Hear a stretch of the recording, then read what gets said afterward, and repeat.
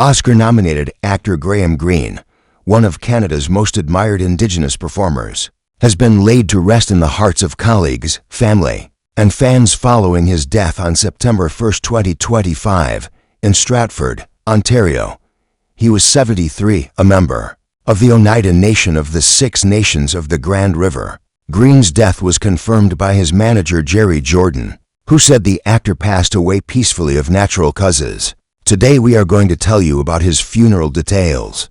The announcement of Greene's passing quickly reverberated across Canada and internationally, prompting tributes from colleagues, friends, and institutions that had long recognized his contribution to the arts. For many, his death represents not only the loss of a remarkable actor, but also the end of an era for Indigenous representation in mainstream cinema. Greene's ability to embody characters with authenticity and dignity changed how audiences perceived Indigenous roles and opened doors for new generations of actors. Born on June 22, 1952, in Ohsweken, Ontario, Greene did not initially set out to be an actor. He worked as a roadie in the music industry before fate nudged him toward the stage. He recounted with humor how someone asked if he had ever considered acting. Even though he had never read a script before, Greene described those early moments of being in costume and cared for by stage staff as a revelation. For a man who had hauled amplifiers and equipment across the country, the discovery of acting felt like liberation. What began as chance soon became a calling, and Greene dedicated himself to learning and practicing the craft. His first major breakthrough came in 1990 when he played Kicking Bird, a Sioux medicine man, in Kevin Costner's sweeping epic dances. With Wolves, the performance earned him an Academy Award nomination for Best Supporting Actor in 1991, though Joe Pesci took home the Oscar that year for Goodfellas. Greene's nomination was a landmark achievement.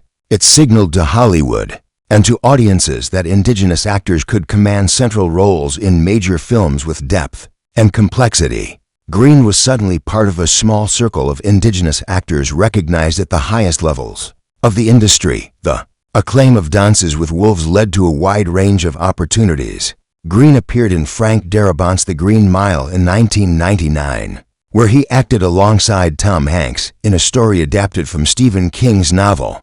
His role further cemented his ability to move seamlessly between mainstream Hollywood blockbusters and character-driven films. In 2009, he appeared in the Twilight Saga, New Moon, introducing him to younger audiences and reinforcing his versatility. Greene's career was not confined to film. On television, he played memorable roles in Northern Exposure during the 1990s and made appearances in contemporary series such as Reservation Dogs and HBO's adaptation of The Last of Us. These appearances introduced him to a new generation of viewers who recognized the quiet strength and nuance he brought to each performance. In Canada, he was a familiar face on programs including The Red Green Show, the children's series, The Adventures of Dudley the Dragon, and as the host of Exhibit A, Secrets of Forensic Science. Over nearly 5 decades, Greene demonstrated a professional range that few actors achieve. His characters span genres and tones from dramatic to comedic, from deeply spiritual to lighthearted. Whether playing a medicine man, a police officer, a community elder, or a villain, Greene imbued his roles with a humanity that commanded respect. Recognition for his work came steadily. He won 2 Gemini Awards and a Canadian Screen Award for his performance in Seeds. His voice brought him international acclaim when he won a Grammy Award for Best Spoken Word Album for Children for Listen to the Storyteller. In June of 2025, only a few months before his death, Greene was awarded the Governor-General's Performing Arts Award for Lifetime Artistic Achievement. Presented by Governor-General Mary Simon at Rideau Hall in Ottawa, Greene, typically modest, called it a major coup and questioned aloud, "Why me?" The honor, he said, meant the most because it represented recognition in his own country. He was also appointed to the Order of Canada, one of the nation's highest civilian honors, acknowledging his impact both as an artist and as a cultural ambassador. The news of Greene's passing brought tributes from across the arts community. Actor Tom Jackson, who had worked alongside Greene in the television movie Medicine River, and the series Spirit Bay spoke of him as a brother and confidant. From his home in Nova Scotia, Jackson said he regretted not spending more time with Greene, but cherished the bond they shared. "I wasn't necessarily a best friend to him," Jackson said, "but he was a best friend to me, and to so many others. He was the epitome of the business." Jackson remembered Greene's determination to do whatever was necessary, whether running sound, building sets, or managing productions in pursuit of storytelling.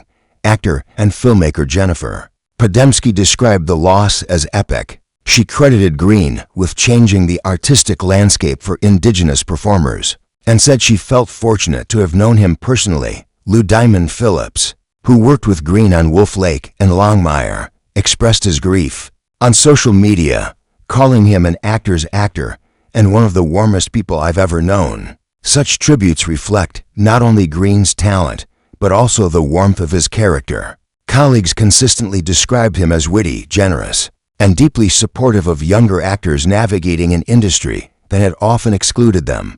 Greene became not only a performer but also a mentor, embodying the possibility of success without sacrificing identity or integrity. For Indigenous communities, Greene's career carried significance beyond the screen.